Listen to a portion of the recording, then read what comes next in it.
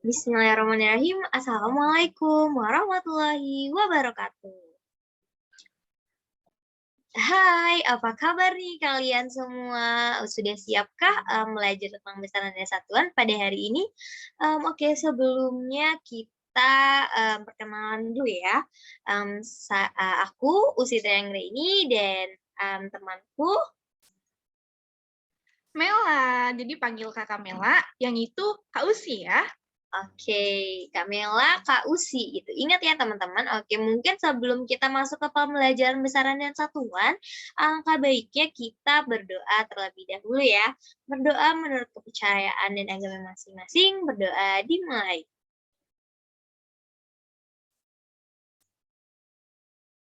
Amin. Alhamdulillah pembacaan doa telah kita laksanakan. Kira-kira kalian udah siap belum nih untuk masuk ke materi besaran dan satuan? Kalau misalnya kalian sudah siap, boleh komen di chat Zoom, kirim emoticon terbaik kalian. Oke, sepertinya sudah ramai sekali dan kalian ini udah benar-benar antusias buat pembelajaran besaran dan satuan ini. Oke, mungkin untuk materinya pertama akan dijelaskan oleh Kak Mela. Oke, Kak Mela, apakah sudah terhubung? Sudah Kak Usi. Oke, boleh langsung aja, silakan Kak Mela. Oke, terima kasih Kak Usi. Nah, teman-teman, sebelum masuk ke materi besaran dan satuan, Kakak mau nanya dulu nih. Kalian pasti tahu kan piramida di Mesir? Nah, bentar ya gambarnya. Nah, ini piramida Agung Giza di Mesir.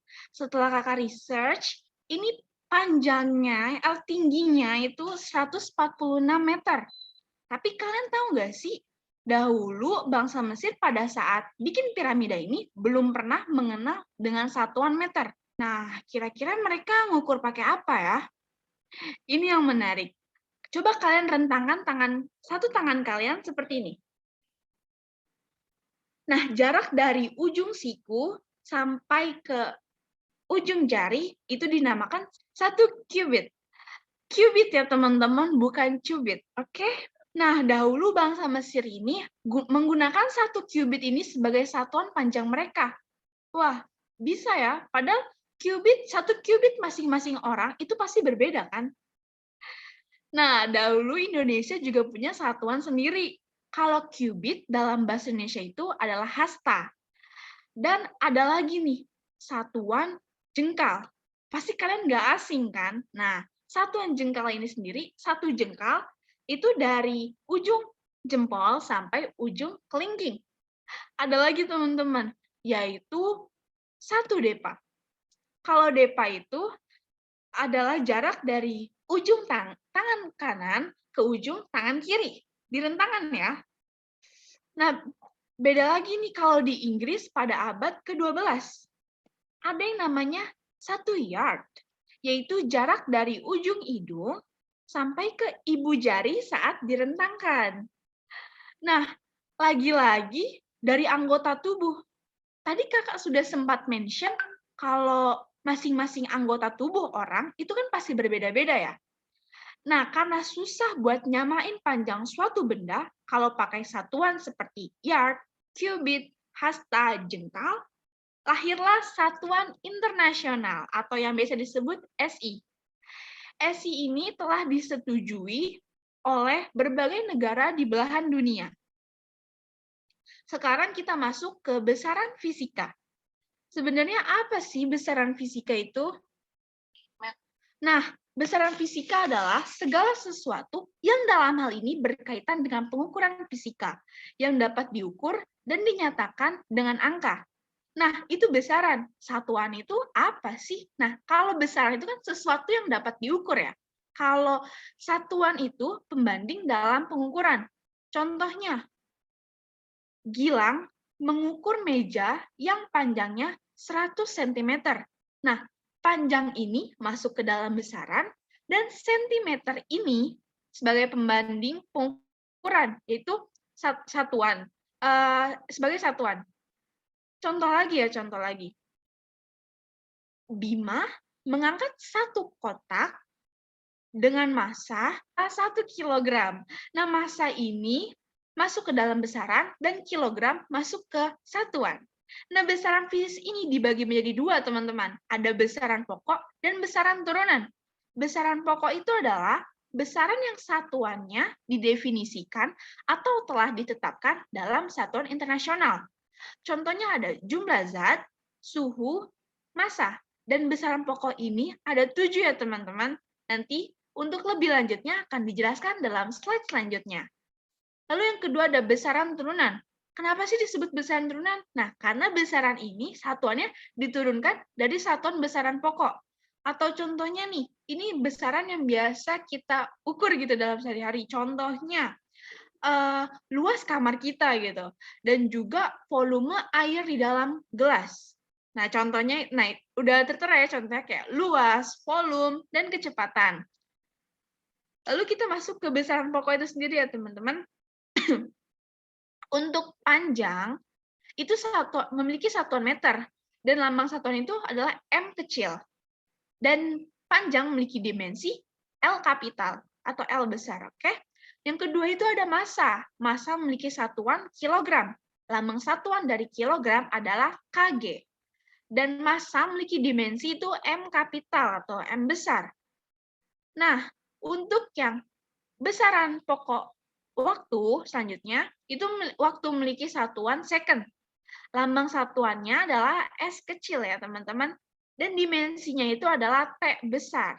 Oke, time, dari time ya. Dan ada lagi kuat arus listrik memiliki satuan ampere dan memiliki lambang satuannya A besar. Dan kuat arus listrik memiliki dimensi I besar. Lalu selanjutnya yang kelima ada suhu memiliki satuan Kelvin. Memiliki lambang satuan K kapital atau K besar dan memiliki dimensi theta. Oke. Yang keenam itu ada intensitas cahaya. Memiliki satuan kandela dengan lambang satuan CD dalam huruf kecil ya, teman-teman. Itu memiliki dimensi J besar. Dan yang terakhir ada jumlah zat. Memiliki satuan mol dan lambang satuannya itu mol. Dan memiliki dimensi N besar. Nah, ada 7. Susah nih buat ngapalnya. Gimana ya, Kak? Nah, Kakak punya trik nih. Cara ngapalnya, ingat aja dengan 2 kata, yaitu jiwa SMP. Nah, jiwa SMP ini memiliki kepanjangan dari J-nya itu sendiri jumlah zat, I-nya itu intensitas cahaya, W-nya waktu, A-nya arus listrik, S-nya suhu, M-nya massa, dan P-nya adalah panjang. Gimana, teman-teman? Pasti bisa kan? Jiwa SMP gitu. Oke. Mungkin selanjutnya ada besaran turunan akan dijelaskan oleh Kakak Usi. Oke, terima kasih Kamila. Ingat-ingat ya tadi teman-teman besaran pokok itu jiwa SMP. Biar terus jiwanya itu semangat gemuruh jiwa-jiwa SMP. Oke, selanjutnya untuk besaran turunan ketemu lagi sama Kak Usi. Untuk besaran turunan ini tadi udah sempat di-spill oleh Kamela gitu ya. Contohnya seperti luas, volume, dan kecepatan. Nah, kenapa sih bisa disebut besaran turunan? Kenapa juga ada dimensi yang turunannya juga gitu loh. Jadi karena besaran luas itu kan panjang kali lebar dan masih sama-sama satuannya itu M. Dan tadi di M tadinya itu dimensinya itu L. Jadi M kali M sama dengan L kuadrat gitu ya. Untuk volume sendiri panjang kali lebar kali tinggi. Dan itu sama-sama satuannya adalah M. Jadi mengapa volume ini dimensinya adalah L pangkat 3. Dan untuk kecepatan sendiri adalah panjang per waktu, ya, di mana satuannya itu M per S gitu, di mana dimensinya adalah L dan waktunya sendiri itu S dan dimensinya adalah T. Kenapa ditambahin pangkat -1? Karena dia ada dibagi gitu ya di bawah gitu. Jadi pengalihannya adalah di pangkat -1. Dan untuk kecepatan per waktu, dan kecepatannya sendiri itu satuannya juga M dan dimensinya di mana L dan waktunya itu kuadrat gitu. Jadi T pangkat -2 gitu. Dan untuk massa jenisnya itu massa per volume, di mana massanya tetap M dan volume tadi adalah L pangkat 3 gitu. Kenapa ditambah min? Karena dia ada sistem pembagian di sana. Dan untuk gaya adalah massa dikali percepatan, di mana massanya tadi itu adalah M dan percepatan sendiri itu adalah L T-2 gitu guys. Terus untuk tekanan itu ada gaya terluas, di mana gayanya sendiri itu adalah M, dan terus luasnya itu tadi juga L pangkat 2 gitu ya. Terus ada juga T-min pangkat 2 itu karena, luasnya itu ada di pembagian gitu ya. Dan untuk usaha gaya kali panjang gitu, di mana gaya sendiri adalah ML pangkat, 2 dan panj sorry, ML pangkat 2 kali T-2 itu, maksudnya adalah dimensinya di mana gayanya itu tadi adalah M/T-2 gitu ya. Dan untuk daya dan usaha itu adalah usaha per waktu, di mana rumus dimensinya adalah ML pangkat 2 T-3 gitu. Berikutnya ada materi apa nih kalian kira-kira udah tahu belum? Boleh di next, Kamila. Oke, terima kasih Kak Usi. Mungkin untuk menguji kepemahaman kalian, Kakak berikan satu soal kuis ya. Nah, kuisnya adalah di antara besaran-besaran berikut yang merupakan besaran pokok dan satuannya dalam satuan internasional adalah, nah, apakah A, B, C, D, atau E? Itu kalian bisa nih jawab langsung di kolom komentar. Kakak tunggu ya. Terima kasih. Mungkin untuk selanjutnya akan dilanjutkan oleh Kakak Usi. Oke, baik, terima kasih. Jadi selanjutnya adalah kita belajar tentang alat-alat yang digunakan untuk mengukur besaran dan satuan. Sebenarnya kalian tahu nggak sih alat ukur panjang, alat ukur massa, dan alat ukur waktu. Nah itu tuh terbagi macam-macam gitu bentuknya seperti yang kita lihat. Dalam alat ukur panjang ini terdapat meteran dan meteran kelos, dan penggaris serta mikrometer juga jangka skrup, di mana biasanya meteran yang terdapat di gambar ini digunakan untuk menghitung entah itu lingkar pinggang, lingkar depan, ataupun biasanya digunakan untuk tata busana. Dan untuk meteran kelos ini biasanya digunakan untuk tukang bangunan gitu ya, mengukur tinggi sebuah bangunan atau sebuah kayu gitu ya. Berikutnya ada penggaris atau mistar. Ini digunakan untuk mengukur benda yang panjangnya kurang lebih 50 sampai 100 cm. Dan skala terkecil dari mistar itu adalah 1 mm atau 0,1 cm. Dan untuk kelihatannya sendiri, itu sekitar 0,5 mm atau sebesar 0,05 cm. Dan untuk mendapatkan pengukuran yang tepat gitu ya, maka sudut pengamatan itu harus tegak lurus dengan objek atau mistar gitu guys. Atau bisa dicontohkan misalnya sebuah pensil, panjang pensil gitu ya, itu dihitungnya dengan nilai pada skala akhir dikurang nilai pada skala awal. Oke, berikutnya ada jangka sorong. Nah, kalian mungkin udah sering ngeliat gitu ya, kalau misalnya untuk praktek-praktek gitu ya. Nah, jangka sorong ini tuh untuk mengukur diameter, dimensi luar, dan dimensi dalam suatu benda. Dan tingkat ketelitiannya ini sebesar 0,1 mm dan memiliki dua macam skala, yaitu ada skala utama di mana satuannya itu cm dan skala non-use yaitu dalam satuan milimeter. Dan untuk cara menghitung jangka sorong itu tersendiri adalah skala utama sebelum 0 skala non-use ditambah skala non-use yang menentukan skala utama. Lalu ada mikrometer skrup. Nah, untuk mengukur ya ini biasanya mikrometer skrup ini digunakan untuk mengukur ketebalan benda yang tipis, panjang benda yang kecil, dan dimensi luar benda yang kecil. Dan tingkat ketelitiannya itu sebesar 0,01 mm. Dan untuk mengukur mikrometer skrup ini biasanya nilai pada skala tetap ditambah nilai pada skala non-use. Oke, berikutnya ada apa lagi nih alat ukurnya? Yaitu ada alat ukur massa, di mana kita lihat ada neraca 2 lengan, neraca 3 lengan, neraca Ohaus, neraca 4 lengan, neraca pegas, dan neraca digital gitu ya. Biasanya neraca ini memang digunakan untuk mengukur massa, atau yang bisa kita lihat kalau misalnya kalian sering ke pasar atau melihat di warung-warung gitu ya, bisa ada neraca yang untuk mengukur massa-massa itu menggunakan ditambah beban lagi gitu ya. Lalu ada neraca 2 lengan, ini biasanya kita dapat lihat di laboratorium MIPA gitu ya. Berikutnya juga ada neraca tiga lengan, di mana pemakaian neraca ini dengan cara menggeser tiga penunjuk ke sisi bagian kiri, skala menjadi 0, dan kemudian letakkan benda yang akan diukur pada bagian kiri yang terdapat tempat untuk benda yang akan diukur.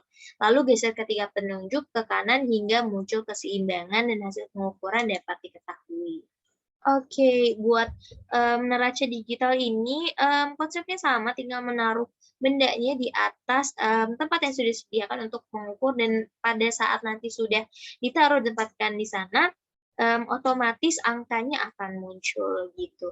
Berikutnya ada alat ukur waktu nih teman-teman. Nah, ini tuh ada macam-macam ya, ada berbentuk jam dinding, stopwatch, terus ada juga jam pasir gitu, jam waker. Sebenarnya kegunaannya hampir sama semuanya gitu ya, terutama pada stopwatch, di mana stopwatch itu memiliki ketelitian mulai dari 1 detik atau 1/10 detik hingga 1/100 detik. Dan pada jam-jam yang besar itu ya gitu ya, jam dinding atau jam tangan, terus jam bandul gitu, itu biasanya untuk kejadian dengan selang waktu yang cukup lama gitu ya, dinyatakan dalam satuan-satuan yang lebih besar, misal menit, jam, hari, bulan, tahun, dan lain-lain.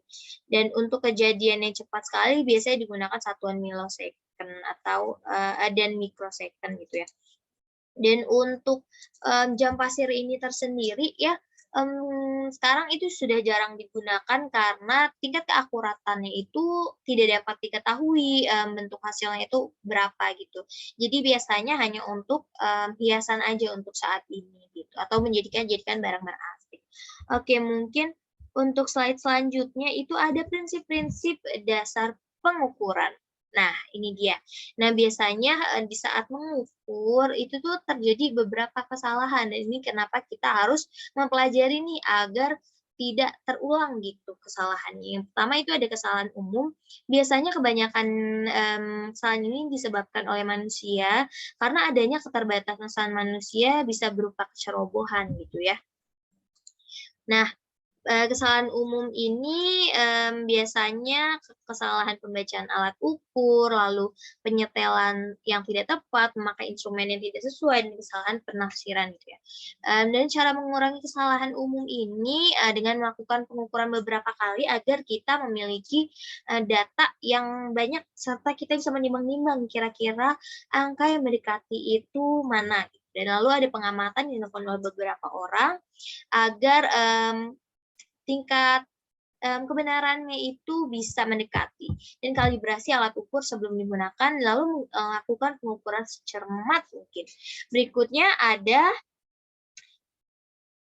kesalahan sistematis. Nah, ini bisa terjadi pada skala selektor, batas ukur ohm, terminal atau terminal penyetolan titik 0 ohm.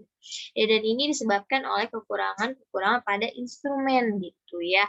Biasanya kerusakan bagian dalam alat ukur, terus adanya bagian-bagian alat ukur yang error gitu ya. Dan cara mengurangi kesalahan sistematisnya itu dengan pemakaian instrumen tepat untuk pengukuran tertentu menggunakan faktor-faktor koreksi setelah mengetahui banyaknya kesalahan instrumentasi, mengkalibrasi instrumen tersebut terhadap instrumen standar. Dan kalian juga biasanya kalau bisa mengukur itu harus hati-hati gitu ya menggunakan alat ukur agar kesalahan sistematis ini tidak terjadi gitu ya. Oke, boleh di next. Nah, ada kesalahan acak gitu ya. Dan kesalahan acak ini diakibatkan oleh penyebab-penyebab yang tidak diketahui atau tidak terduga gitu ya. Dan terjadi walaupun semua kesalahan sistematis itu telah diperhitungkan. Misalkan satu tegangan akan diukur oleh sebuah voltmeter yang dibaca setiap setengah jam. Walaupun begitu, instrumen dioperasikan pada kondisi lingkungan yang sempurna dan telah dikalibrasi dengan tepat. Tetap akan diperoleh hasil-hasil pembacaan yang sedikit berbeda selama periode pengamatan. Ya karena memang ini tidak bisa selalu kita lihat gitu ya secara mata telanjang gitu. Jadi bisa terjadi karena dengan situasi yang kasat mata gitu ya. Nah, cara menguranginya ini dengan jumlah pembacaan menggunakan metode statistik untuk mendapatkan pendekatan yang paling baik. Iya, boleh di next. Kira-kira akan ada apa nih? Oh, ada kuis ternyata Nah, untuk iya nih. mungkin setelah tadi materi yang Kak Usi udah sampaikan gitu, seperti biasa, kita mau nguji pemahaman kalian nih dengan kuis Betul. lagi satu lagi. Betul. Dengan soalnya, setiap melakukan pengukuran pada multitester, posisi jarum dipastikan berada posisi apa ya? Apakah skala bawah, skala akhir, skala tengah, skala awalnya, atau skala akhirnya ya? Nah, boleh nih kalian langsung taruh jawabannya di kolom komentar ya. Terima kasih semuanya. Saya kembalikan ke Usi lagi. Kak Usi lagi. Oke, baik. Oh, tak terasa ya sepertinya kita tadi udah seru-seruan banget ngebahas soal besaran dan satuan, tapi nggak kerasa ternyata materi ini cepat sekali berlalu ya, Kamela? Betul sekali Kak Usi. Wah, cepet banget ya. Ya. Kayak, udah kita pelajari materi-materi yang tadi tuh besaran satuan, mungkin, izinkan Kakak untuk menarik kesimpulan gitu ya pada materi pelajaran kali ini. Karena tadi kita udah belajar besaran satuan, terus besaran pokok, dan besaran turunan, di mana besaran pokok ini identik sekali dengan jiwa SMP gitu ya. Kalian jangan pernah melupakan apa, Jiwa Kak? SMP. Tepat sekali. Dan juga kita udah belajar dimensi, dari M yang itu dimensinya adalah L, S itu dimensinya adalah T gitu, dan berbagai macam lainnya juga, prinsip-prinsip dari, pengukuran itu sendiri gitu ya. Mungkin, ada yang bisa bantu Kakak untuk, menarik kesimpulan? Ya, misalnya udah. Ayo ditunggu teman-teman. Oke, iya. Terima kasih yang sudah memberikan kesimpulan gitu ya. Ternyata tidak sia-sia gitu ya, Kamela sama Kak Usi sudah Alhamdulillah. membahas tentang besaran dan satuan ini. Semoga ilmunya bermanfaat dan Untuk teman-teman mungkin dipelajari lagi ya lebih dalam, karena mungkin apa yang Kamela sampaikan dan Kausi sampaikan itu pasti masih ada kurangnya. Nah, maka dari itu teman-teman harus lagi untuk mendalami materi ini ya teman-teman.